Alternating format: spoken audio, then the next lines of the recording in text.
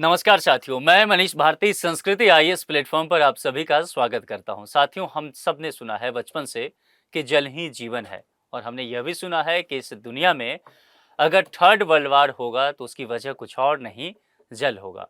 और जल की समस्या भारत जैसे देशों के लिए और भी विकराल साबित होते हुए नजर आ रही है, क्योंकि अब हम इस दुनिया में सबसे अधिक जनसंख्या वाले देशों में शुमार हो गए हैं। हमारी पॉपुलेशन 146 करोड़ के पार निकल चुकी है। आने वाले कुछ ही समय में हम 150 करोड़ के पार निकलेंगे। इसलिए यह आवश्यक है कि हमारे पास तमाम तरह के रिसोर्सेज होने चाहिए। जरा आप सोचिए, इस चिलचिलाती धूप में आप कहीं से बाहर से अपने घर जा गए और घर में जाकर के आपको पता चला कि एक बूंद भी पानी नहीं है। फिर आप सोचिए कि आपके मन मस्तिष्क पर, स्वास्थ्य पर इसका कितना बुरा प्रभाव पड़ सकता है। यही हालत पूरे देश की होने वाली है। तमाम रिपोर्ट ये बता रहे हैं कि आने वाले समय में भारत जो है बूंद बूंद पानी के लिए तरस सकता है। क्योंकि जिस हिसाब से गर्मी पड़ती जा रही है, इस बार भी हमने देखा, एक तो पिछले साल जो टेम्परेचर है उसने तमाम रिकॉर्ड तोड़े और इस बार पिछला रिकॉर्ड भी टूटता हुआ नजर आया। पिछले 2 महीना जिस तरह से गर्मी पड़ी है, पूरा देश परेशान हो गया है, हर व्यक्ति परेशान है। और गर्मी में सबसे अधिक जो एक समस्या हो जाती है वह सूखा की समस्या। दूसरी बात, एक बात पर और नजर डालिए कि भारत की जो अभी भी तकरीबन 50% जनसंख्या है, वह कृषि और इससे जुड़े हुए गतिविधि पर निर्भर है। यानी कि कुल मिलाकर के अगर हमारे पास जल उपलब्ध नहीं होता है तो कृषि का कार्य ठीक से नहीं हो पाएगा। इसकी वजह क्या है कि इसके लिए सिंचाई के लिए आपको पानी चाहिए, और खास करके खरीफ फसल के लिए। क्योंकि भारत की कृषि जो है वो पूरी तरह से अगर देखा जाए तो वो मानसून पर निर्भर है। तो मानसून अगर अच्छा हुआ, बेहतर हो गया, तो आपकी खेती बेहतर हो गई, तो उत्पादकता बेहतर होगा। लेकिन मानसून की स्थिति खराब कभी हो गया तो फिर आपके पास क्या होना चाहिए? जल पर्याप्त मात्रा में स्टोरेज होना चाहिए आपके जलाशय में। लेकिन अगर जलाशय में जल नहीं है और मानसून भी खराब हो गया, इस स्थिति में आपके एग्रीकल्चर पर प्रतिकूल प्रभाव पड़ेगा, उत्पादन गिर जाएगा, और इस स्थिति में इतनी बड़ी जनसंख्या को भोजन कराने के लिए आपके पास अनाज उपलब्ध नहीं होगा। मामला यह होगा कि खाद्यान्न संकट की स्थिति उत्पन्न हो जाएगी और अकाल जैसी समस्याएं देखने को मिल सकता है। यह स्थिति पूरे देश के लिए बताया जा रहा है, और जो कुछ आंकड़े अभी मैं आपसे चर्चा करूंगा, निश्चित तौर पर वह कहीं न कहीं चिंता का सबब भारत के लिए बनने वाला है। तो यहाँ पर इस रिपोर्ट के बाद इस बात को लेकर के अपील की जा रही है कि जितने भी प्रशासक हैं, जो नीति निर्माण करता है, राज्य सरकार, केंद्र सरकार और आम नागरिकों को भी अभी से इस बात के लिए सचेत हो जाना चाहिए कि जल का सुरक्षित भंडारण किया जा सके और पानी आने वाले समय में हमारे लिए उपलब्ध हो। आपको बेंगलोर की घटना याद है? पिछले कुछ सालों में बेंगलोर को लेकर के काफी चर्चा चला। कहा गया कि जिस सोसाइटी में लोग 5-5 करोड़ का फ्लैट लेकर के रह रहे थे, वहां पर एक बूंद भी पानी नहीं था। पानी के लिए पास के मॉल में जाना पड़ रहा था और वहां भी पानी खत्म हो गया। ये स्थिति वहां के लोगों को झेलना पड़ा। और बेंगलोर इसीलिए कह रहा हूं क्योंकि बेंगलोर जो है झीलों का शहर कहा जाता था। यानी कि एक समय बेंगलोर में बहुत सारे लेक थे, लेकिन बूंद बूंद पानी के लिए तरस रहा है वो जगह। इसके अलावा एक और रिपोर्ट की बात करता हूं। ये जो सर्वे केस स्टडी है वो बिहार से संबंधित है। बिहार में एक जगह है दरभंगा। दरभंगा इसीलिए चूंकि बिहार का ये दरभंगा शहर जो है वह बिहार के उत्तरी मैदान में पड़ता है। उत्तरी मैदान कहने का तात्पर्य है नेपाल से यहाँ पर तमाम तरह की नदियां आती है ना। अब यहाँ इस एरिया में देखेंगे तो जल की समस्या नहीं होनी चाहिए, क्योंकि दरभंगा इस बात के लिए फेमस माना जाता है कि वहां पर कहते हैं कि मैथिली में पग पर पोखर पान मखान, यानी कि पग पर पोखर, यानी कि हर कदम पे वहां तालाब है। अब जरा सोचिए कि जिस शहर के विषय में, जहाँ की पौराणिक लोक गीतों में इस बात को लेकर के चर्चा किया जा रहा हो, जहाँ की जिस शहर की पहचान हो कि वहां पर कदम कदम पे तालाब हो और वह शहर सूखाग्रस्त हो गया हो, वहां के लोग पानी के लिए तरस रहे हो, तो कितनी विकट स्थिति इस देश के लिए हो सकता है। तो ये दो केस स्टडी जो है ना, बेंगलोर का और दरभंगा का, बिहार का, ये दोनों ही ठीक से समझने की आवश्यकता है। अब उसके बाद जो यहाँ पर रिपोर्ट निकल के सामने आया है, ये रिपोर्ट पूरे देश को लेकर के चर्चा किया है। अब इसमें चौंकाने वाले कुछ आंकड़े देखने को मिला है। हम कुछ अपने देश के कुछ भागों की भी चर्चा करेंगे कि दक्षिण भारत में किस तरह की स्थिति है, अन्य भागों में कैसा स्थिति है, उसको समझेंगे। पहले यहाँ देखिए हेडिंग क्या है। देश के 166 तालाबों में मात्र 24.75% पानी बचा है। क्लियर। दूसरी, एक महीने में 21.411 बिलियन क्यूबिक मीटर पानी घट गया है। ये एक महीने की बात की जा रही है, इस बात पे भी ध्यान देना है। 15 बांधों में जो है स्टॉक क्या हो गया है? सामान्य से आधा हो गया है, यानी कि कुल मिला के कह सकते हैं 50% से कम हो गया है। और ये बात कहां कही जा रही है? किसी एक राज्य की, किसी एक क्षेत्र की, या पूरे देश की? पूरे देश की ये स्थिति है ना। यानी कि देश का कोई भी भाग हो, पानी की समस्या पूरे देश में होने वाली है। हाल ही में सेंट्रल वाटर कमीशन द्वारा जारी ताजा आंकड़ों से पता चला है कि देश के प्रमुख जलाशय में जल भंडार तेजी से घट रहा है। मई 2026 की अगर बात करते हैं, अंतिम सप्ताह तक देश के 166 जो प्रमुख जलाशय हैं, वहां कुल लाइव स्टोरेज उनकी क्षमता का केवल 24.75% रह गया है। यानी कि 100% जल रहना चाहिए, रह गया है तकरीबन 25% के आसपास। 1/4 की कंडीशन आ गई है। अब मुझे बताइए, क्या पानी पीने वालों की संख्या कम हुई है? क्या हमारा जो रिसोर्सेज चूंकि 1/4 हो गया है, तो लोग क्या कम हुए हैं? नहीं, लोग उतने ही हैं, बल्कि दिन प्रतिदिन जनसंख्या बढ़ती जा रही है। मानसून की खराब स्थिति है, तो सिंचाई के लिए, एग्रीकल्चर के लिए और पानी चाहिए। हमारे विभिन्न राज्य जो है आपस में जल के लिए लड़ रहे हैं, चाहे वो पंजाब हो, हरियाणा हो, चाहे वो दिल्ली हो, चाहे वो केरल हो, तमिलनाडु हो, है ना, या फिर आप देखेंगे उस एरिया के तमाम और राज्य जो है दक्षिण के, ये सभी लगातार परेशान हो रहे हैं, किसी न किसी नदी जल विवाद में उलझे हुए हैं, है ना। और उन तमाम चीजों के बावजूद जो हमारे पास जलाशय था, जो प्रमुख 166 जलाशय रहे हैं देश के, वहां जो स्टॉक है वहां पर 1/4 अब पानी बचा है, केवल 25% बचा है। जरा सोचिए, गर्मी और कुछ दिन चल गया, गर्मी की हालत और खराब हो गई, बारिश नहीं हुआ, तो इसमें भी तेजी से गिरावट देखने को मिलेगा।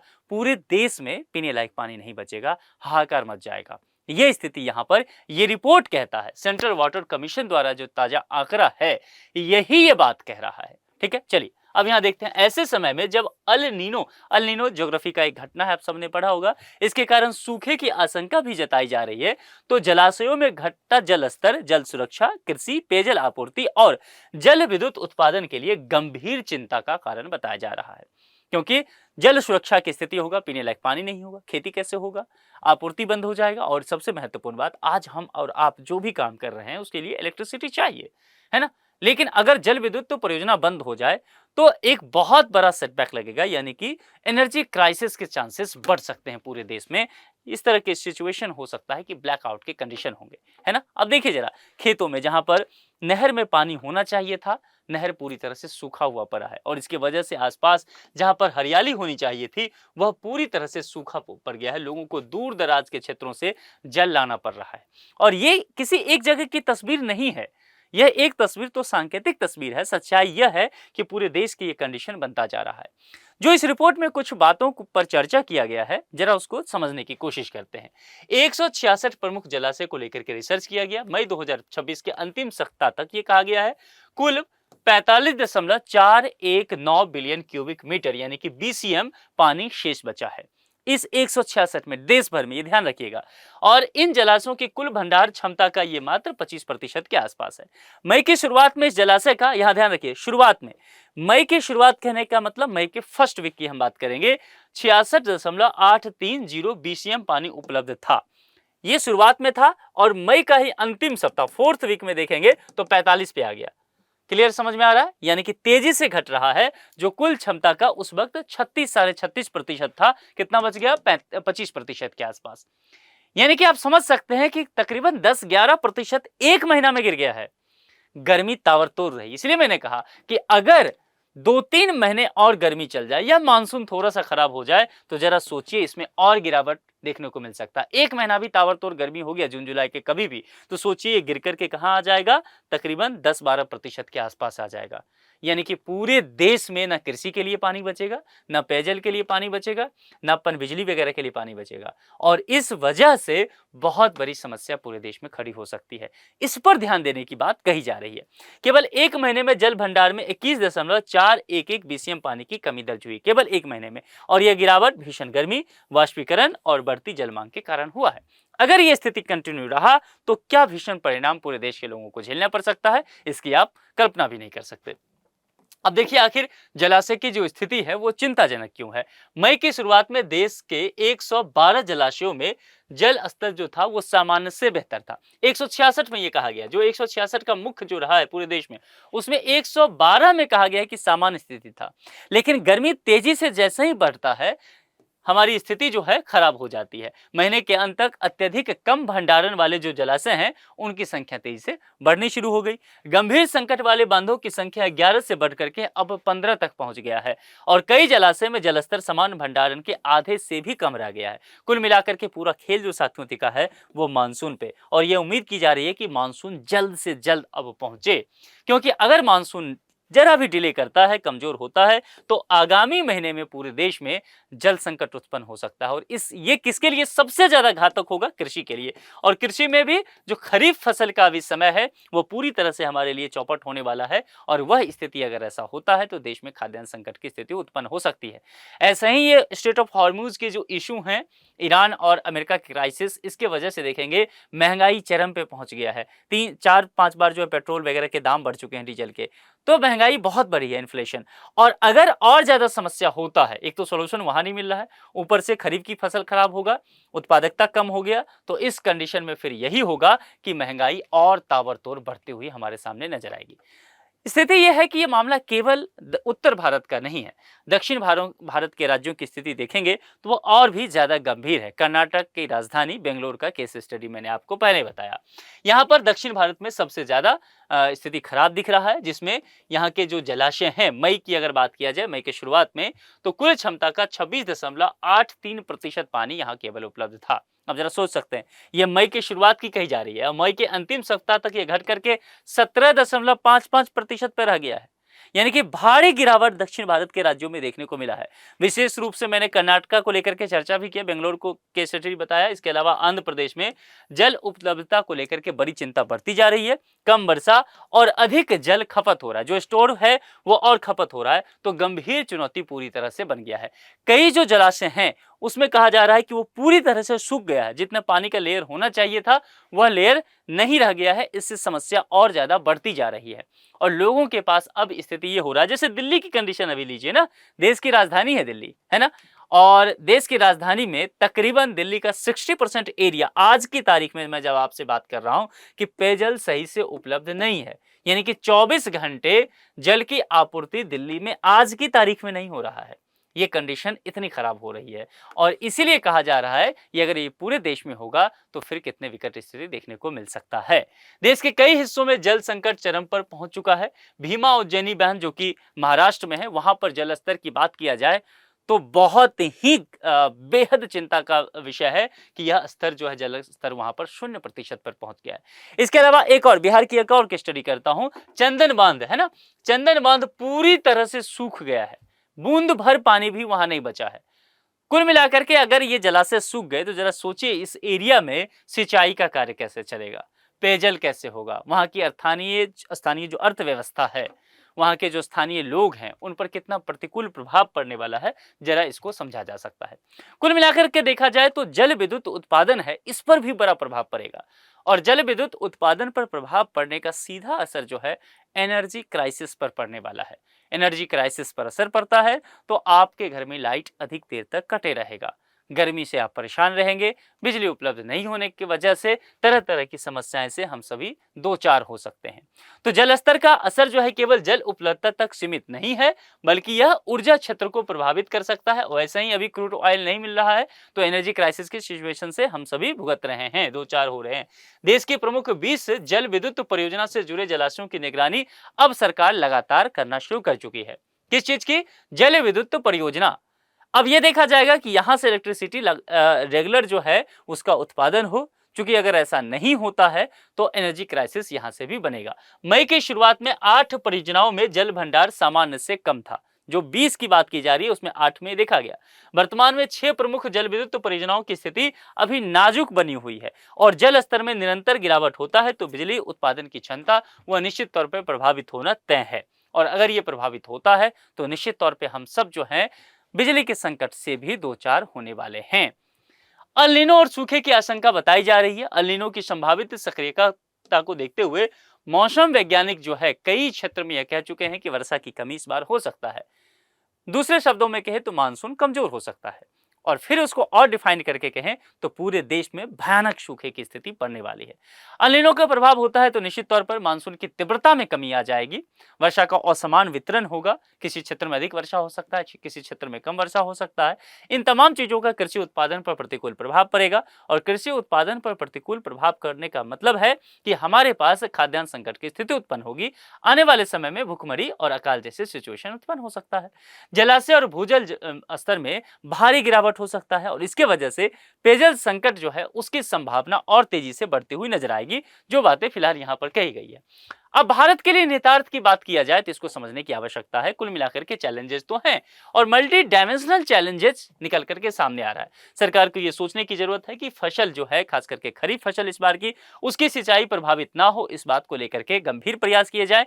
ग्रामीण और शहरी क्षेत्रों में पेयजल संकट ना उत्पन्न हो जाए, जो कि लगातार देश के विभिन्न क्षेत्रों में अभी देखा जा रहा है। इसको कैसे सुधारा जाए, इसको लेकर के एड़ी चोटी का जोड़ लगाया जाए।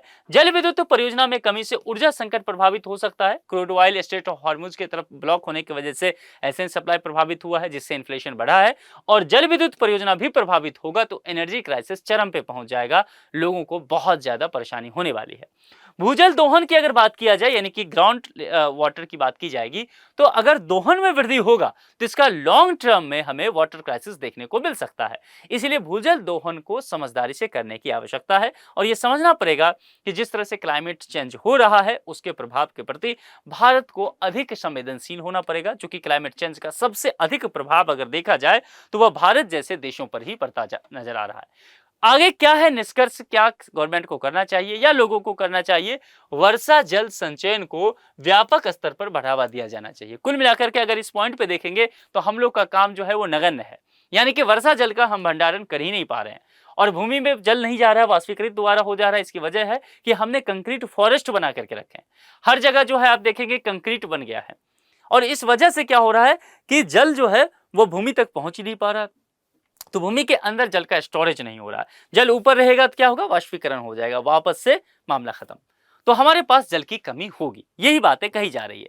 जलाशयों के वैज्ञानिक प्रबंधन को मजबूत करने की आवश्यकता है और सबसे महत्वपूर्ण बात जिसको लेकर के हमने इजराइल के साथ एक बार यह समझौता भी किया था, उसको अच्छे से काम करने की जरूरत है। जो सूक्ष्म सिंचाई तकनीक है, ड्रिप और स्प्रिंकलर, उसको प्रोत्साहित करना है, यानी कि एक एक बूंद पानी का हिसाब रखना है कि अगर खेती में एक बूंद किसी जगह पर एक पौधे को चाहिए तो एक ही बूंद मिले। सिंचाई का उत्तम तकनीक है। इजराइल जैसे देशों ने इसको सफलतापूर्वक किया और यह अरब में किया है, तो हम तो भारत में कर ही सकते हैं।